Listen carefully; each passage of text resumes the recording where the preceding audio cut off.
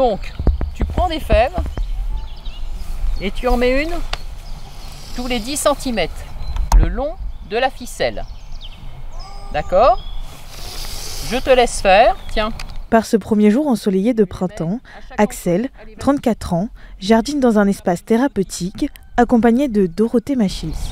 Bien le long de la ficelle, mets-le bien le long de la ficelle. Voilà, rapproche-toi. À chaque fois que tu vois un chiffre ici, tu en mets une.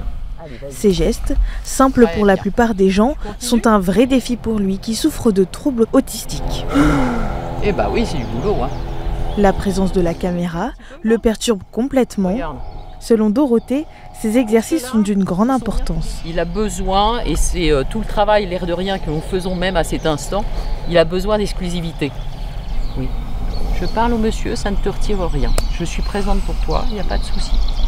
Axel, ce qu'il faut travailler, c'est le fait qu'il y ait un tiers dans une relation.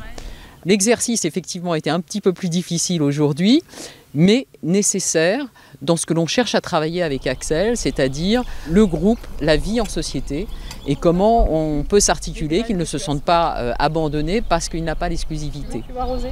Bah vas-y.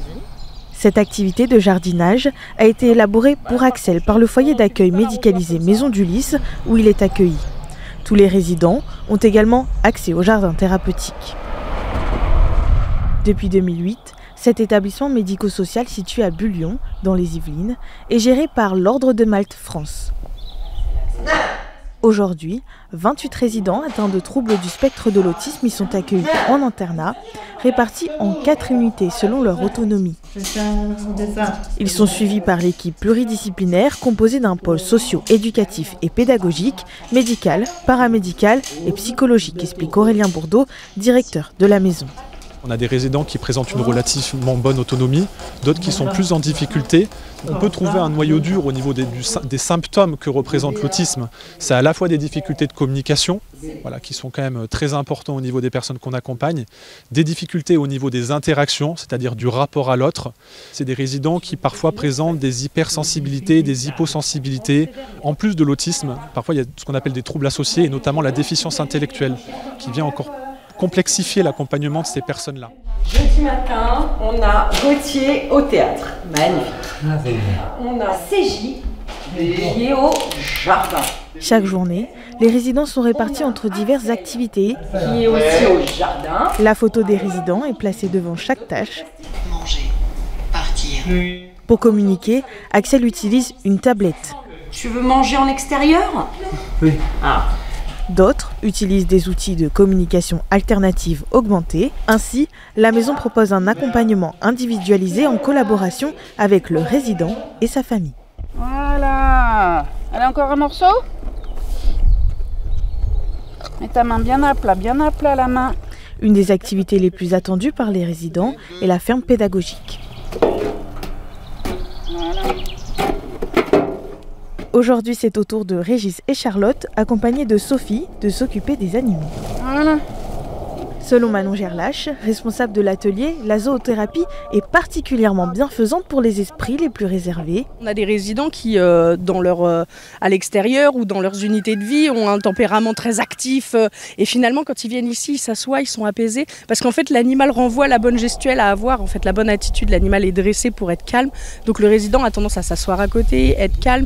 Et puis ce sont les fondamentaux. On apprend à rester justement, à pas crier, à pas courir. Il y a des règles à respecter qui permettent du coup à chacun de mettre un cadre, et du coup on se rend bien compte que les résidents ils évoluent, et quand c'est quelque chose qui leur plaît, et bah du coup il y a un intérêt de faire la tâche en fait.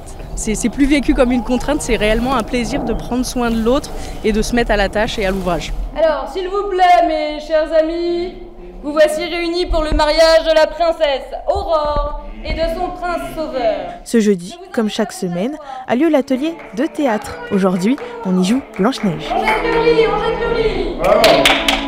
Pour Élise Tricard, comédienne, il est essentiel pour ces personnes d'apprendre à exprimer leurs émotions de manière appropriée en communication. C'est sûr qu'il y a une différence entre l'expressivité faciale ou verbale de ces personnes, de certaines d'entre elles, et l'émotion qu'elles essayent de faire. Par exemple, il y en a beaucoup, ils ont très bien compris que c'est la joie qu'il faut faire, ils savent ce que c'est qu'un sourire, mais soit ils n'arrivent pas bien à le faire, soit ils vont se contenter de dire le mot joie et ne pas sourire. C'est extrêmement frustrant. Donc le théâtre sous forme de jeu peut être un appui pour que ces participants-là, ils travaillent le code, en fait, le code social.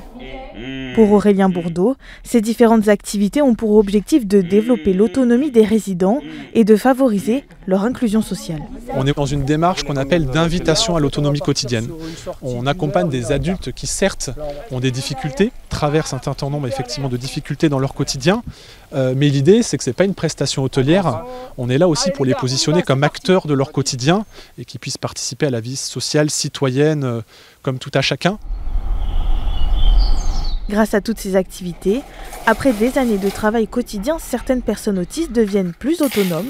Néanmoins, pour s'intégrer dans la vie sociale, elles auront toujours besoin d'accompagnateurs. C'est le cas de Guillaume, 36 ans, non-verbal, résident de longue date du foyer.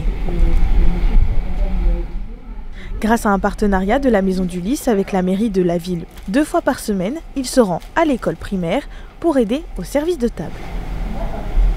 Charlotte Multon, son accompagnatrice sociale, est contente de ses résultats. Ça permet à Guillaume d'avoir une activité socialisante et puis aussi valorisante. Depuis que je suis là, il fait la mise de table et il sait ce qu'il doit faire.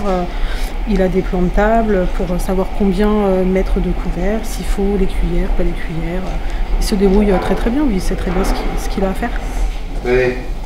La Maison du Lys est un lieu rassurant pour les parents de personnes autistes. Catherine, mère d'un résident, est heureuse de savoir que son fils restera ici, même lorsqu'elle ne sera plus là. Pour un parent, quand petit à petit vous réalisez le degré de handicap et que vous savez que votre enfant il n'ira pas à l'école parce qu'il ne peut pas, il ne pourra pas aller travailler même en milieu protégé, tout parent se dit mais qu'est-ce qui va se passer? Est-ce qu'on va trouver un lieu pour lui? Et c'est vrai qu'il manque beaucoup de lieux en France, donc d'avoir eu la chance que Mathieu puisse venir ici, moi je pense souvent à tous les parents qui n'ont pas du tout de possibilité d'imaginer qu'est-ce qui va se passer pour leur enfant.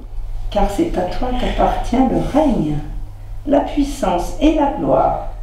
Chaque réussite des résidents est une joie pour l'équipe des accompagnants de la maison. Notre travail, il est plus qu'important auprès des personnes qu'on accompagne parce que finalement, sans un accompagnement qu'il y a aujourd'hui, ils ne pourraient pas autant évoluer et être autant épanouis qu'ils le sont aujourd'hui.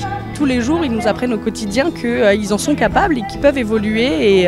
Et ça, c'est la raison pour laquelle on est tous encadrants ici, c'est que justement se permettre de voir les résidents évoluer à leur côté en les aidant. Il n'y a rien de mieux. En France, selon l'Institut Pasteur, environ 1% de la population est concernée par les troubles du spectre de l'autisme à différents niveaux. Néanmoins, très peu d'établissements proposent un accompagnement spécialisé. Face à cette pénurie, les initiatives de l'Ordre de Malte France, comme la Maison du Lys, sont essentielles pour la prise en charge des personnes autistes en France.